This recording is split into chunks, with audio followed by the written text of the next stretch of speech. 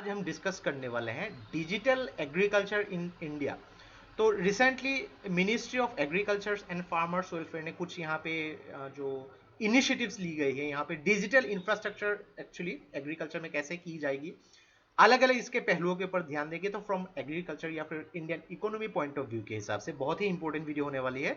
तो इस वीडियो को एंड तक बिल्कुल देखते रहेगा। और इससे पहले अगर आप लोगों ने हमारे चैनल को अब तक सब्सक्राइब नहीं किया है तो इसको प्लीज सब्सक्राइब कर लीजिए, ताकि आने वाले ऐसे ही वीडियोस के नोटिफिकेशन इसी तरह आपको मिलते रहे। और इस वीडियो का जो नोट्स है आपको हमारे वेबसाइट में मिल जाएगी। नीचे डिस्क्रिप्शन में मैंने वेबसाइट का लिंक दे दिया है, वहां से आप उसको फॉलो कर सकते हैं। तो चलिए आज का वीडियो शुरू करते हैं। तो recently ministry of agriculture and farmers welfare ने 5 एमओयू साइन किए हैं। ये नंबर इंपॉर्टेंट नहीं है, लेकिन यहाँ पे देखिए डिजिटल एग्रीकल्चर को यहाँ पे फॉरवर्ड करने के लिए, आगे बढ़ाने के लिए अलग अलग प्राइवेट कंपनीज के साथ यहाँ पे डील की गई है।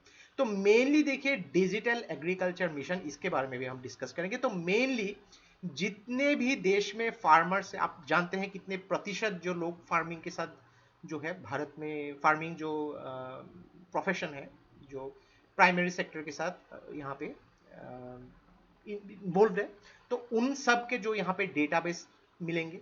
तो उसमें लगभग 5.5 करोड़ फार्मर्स जो है वहां पे आइडेंटिफाई की गई है अलग अलग, ताकि नेशनल स्कीम्स वहां पे जो है उनके हिसाब से प्लानिंग की जा सके। तो एक चीज देखिए, डिजिटल एग्रीकल्चर यानी कि जो एग्रीकल्चर प्रैक्टिसेस है उसको डिजिटलाइज करके कैसे उसको इफेक्टिव तरीके से यूज किया जा सके। तो इसमें एक टर्म आती है इंफॉर्मेशन एंड कम्युनिकेशन टेक्नोलॉजीज, जिसके द्वारा जो भी इकोसिस्टम है, पूरी की पूरी इकोसिस्टम का एक डेटा मौजूद रहे। हर चीज, कोई भी सोशल वेलफेयर स्कीम्स हो या फिर कुछ भी इंफॉर्मेशन हो, उसकी जो फॉरवर्ड कर सके टाइमली तरीके से। जो भी जरूरी इंफॉर्मेशन हो, चाहे वो फार्मिंग को प्रॉफिटेबल बनाने के लिए हो, इंफॉर्मेशन बेस्ड हो, जो भी नीडेड होती है कभी कभी, चाहे सॉइल से रिलेटेड हो गई, यहाँ पे फर्टिलाइजर से रिलेटेड हो गई, ऐसी चीजों को ताकि बहुत ही इफिशिएंट तरीके से फार्मर्स तक पहुंचाया जा सके, सस्टेनेबल तरीके से, ताकि उसमें जो है फार्मिंग को ग्रो की जा सके, बहुत ही आर्टिफिशियल पेस्टिसाइड्स ना यूज कर सके, न्यूट्रिशियस फूड जो है उसमें उसको ग्रो किया जा सके, और अफोर्डेबल तरीके से फूड जो है सबके लिए यहाँ पे उपलब्ध कराया जा सके। तो एक चीज देखिए यहाँ पे डिजिटल एग्रीकल्चर की बेनिफिट्स क्या क्या है। तो पहली बात है कि प्रोडक्टिविटी बढ़ेगी, जब यहाँ पे अलग अलग तरीके से उसमें डेटाबेस मौजूद हो सके, ये गवर्नमेंट को पता लग सके कि कौन से रीजन में कौन सी प्रॉब्लम्स है, उसके हिसाब से प्लानिंग की जा सकती है। सॉइल डिग्रेडेशन से रिलेटेड यहाँ पे जो है काम किया जा सके, सॉइल हेल्थ कार्ड हो गई यहाँ पे, तो उसके हिसाब से फार्मर्स भी उसके हिसाब से फर्टिलाइजर्स या पेस्टिसाइड्स या उसके हिसाब से काम कर सकते हैं। केमिकल एप्लीकेशन जो है क्रॉप प्रोडक्शन से रिलेटेड, उसको कम किया जा सके, क्योंकि फार्मर्स को नॉलेज भी होनी चाहिए, अभी बहुत ज्यादा हो चुकी है यहाँ पे, और भी उसको आगे बढ़ाने की जरूरत है। इफिशिएंट तरीके से वाटर रिसोर्सेज, चाहे वो माइक्रो इरिगेशन हो, अलग अलग इरिगेशन प्रोजेक्ट्स हो गई यहाँ पे, कुसुम स्कीम जैसे कि आप लोग जानते हैं यहाँ पे, जिसके हिसाब से यहाँ पे जो इरिगेशन प्रॉब्लम हो गई उसको कम किया जा सके, ताकि रिन्यूएबल तरीके से जो पानी फसलों तक पहुंचाया जा सके। मॉडर्न जो फार्म प्रैक्टिसेस है, ताकि फार्मिंग की जो यहाँ पे फसल हो गई उसकी क्वांटिटी, उसकी क्वालिटी, उसको बढ़ाया जा सके, जो कॉस्ट ऑफ प्रोडक्शन हो अलग अलग जो टेक्निक के जरिए उसको कम किया जा सके। दूसरी बात है कि अलग अलग जो सोशल वेलफेयर स्कीम्स, उसके बारे में भी फार्मर्स को पता होना चाहिए, ताकि सोशियो इकोनॉमिक जो चैलेंजेस है, जो भी स्टेटस है, ये आगे बढ़ाया जा सके, देश में और भी युवा फार्मिंग प्रैक्टिसेस में अपनी तरीके से यहाँ पे एडवांस मेथड के हिसाब से फार्मिंग को अपना सके।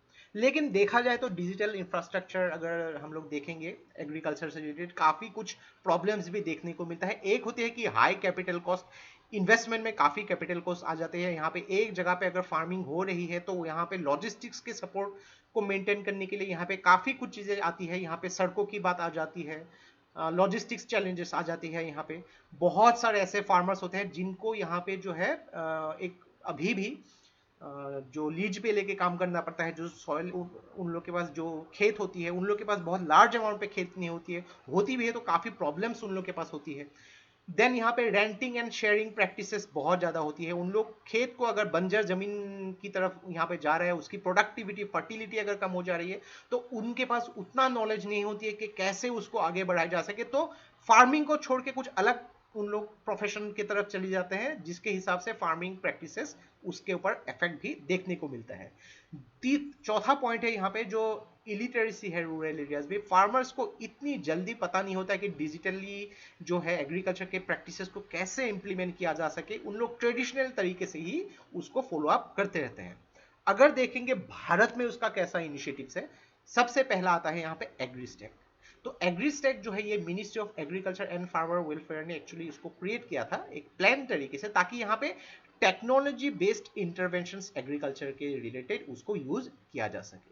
Digital agriculture mission very very important, यहाँ पे इसको इनिशिएट किया गया था 2021 से लेकर 2025 तक की, ताकि गवर्नमेंट अलग अलग प्रोजेक्ट्स में नई नई टेक्नोलॉजी यूज किया जा सके, चाहे वो आर्टिफिशियल इंटेलिजेंस हो, कौन सी जगहों पे कैसी कैसी खेत हो रही है यहाँ पे गवर्नमेंट को पता लग सके, ब्लॉकचेन एक अलग अलग ब्लॉक्स में यहाँ पे काम कर सके, रिमोट सेंसिंग यहाँ पे कैसी फसलों की यहाँ पे चीजें हो रही है, GIS ग्लोबल इंफॉर्मेशन टेक्नोलॉजी के थ्रू यहाँ पे यूज ऑफ ड्रोन्स, अगर यहाँ पे पेस्टिसाइड्स हो गए उसको स्प्रे करने के लिए रोबोट्स यहाँ पे यूज किया जा सकता है, ताकि बहुत ही इफिशिएंट तरीके से कम मैन पावर यूज करके ज्यादा प्रोडक्टिविटी की जा सके। यूनिफाइड फार्मर सर्विस प्लेटफॉर्म जिसको UFSP भी बोला जाता है, मेनली कोर इंफ्रास्ट्रक्चर हो गई, यहाँ पे डेटा एप्लीकेशन या टूल के जरिए यहाँ पे अलग अलग प्राइवेट या पब्लिक जो यहाँ पे इन्वेस्टमेंट की जा सकती है IT सिस्टम के थ्रू, और एग्रीकल्चर जो इकोसिस्टम है पूरे देश में अगर देखा जाए उसके हिसाब से किया जा सके। जो E-NAM प्लेटफॉर्म हो गई, अलग अलग प्लेटफॉर्म ऐसा आप डेफिनेटली जानते हैं जो एग्रीकल्चर में काफी ज्यादा प्रमोट कर रही है। देन चौथा पॉइंट जो है national e-governance plan in agriculture. तो ये एक सेंट्रली स्पॉन्सर्ड स्कीम है जो एक्चुअली 2010-11 में लॉन्च की गई थी। तो 7 अलग अलग स्कीम्स में स्टेट्स में इसको इंक्लूड किया गया था। काफी सारा अलग अलग डिजिटल इनिशिएटिव्स है, ये तो नेवर एंडिंग जैसी लगती है, चाहे वो किसान कॉल सेंटर्स हो गई, अलग अलग चीजों के बारे में किसान जो है तथ्य जो है इंफॉर्मेशन प्राप्त कर सकते हैं, किसान सुविधा ऐप हो गए, ऐप तो अनगिनत ऐप्स हो गई यहाँ पे, एग्री मार्केट ऐप हो गई, सॉइल हेल्थ कार्ड हो गई, अलग अलग पोर्टल जिसमें किसान चेक करके ये पता लगा सकते हैं कि उन लोग जो भी काम कर रहे हैं उसमें कितना इफेक्टिव तरीके से काम हो रही है। तो एक चीज देखिए कि डिजिटली जब किसी भी चीज को यूज किया जाएगा तो ये बहुत ही कॉस्ट इफेक्टिव तरीके से, बहुत ही फास्ट और इफिशिएंट तरीके से इंफॉर्मेशन फार्मर्स को प्राप्त किया जा सकता है। चाहे वो कुछ भी अगर गवर्नमेंट स्कीम्स हो, कुछ भी अगर फाइनेंशियल इंक्लूजन हो, तो फार्मर्स को यहाँ पे आसानी से प्राप्त कर सके गवर्नमेंट की सुविधा, ताकि उन लोग जो भी काम कर रहे हैं प्रोडक्शन क्वालिटी क्वांटिटी बढ़ाया जा सके, सस्टेनेबल तरीके से फूड क्रॉप्स को ग्रो किया जा सके। तो ये था हम लोग का complete analysis regarding the digital agriculture in India.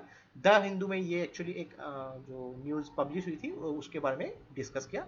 आशा करते हैं इससे आपको बहुत कुछ चीजें सीखने को मिला होगा। और ये वीडियो अगर आप लोग को अच्छा लगा इसको प्लीज लाइक कीजिए, इसको सब्सक्राइब कीजिए, उसको शेयर कर दीजिए, क्योंकि ऐसे वीडियो बनाने के लिए हम लोग को बहुत ज्यादा मेहनत और रिसर्च की जरूरत होती है, और आप लोग का सपोर्ट हम लोग को बहुत ज्यादा इंस्पायर करता है और भी हार्ड वर्क करने के लिए। तो आज के लिए बस इतना ही, देखते रहिए study rise, take care, thank you and जय हिंद।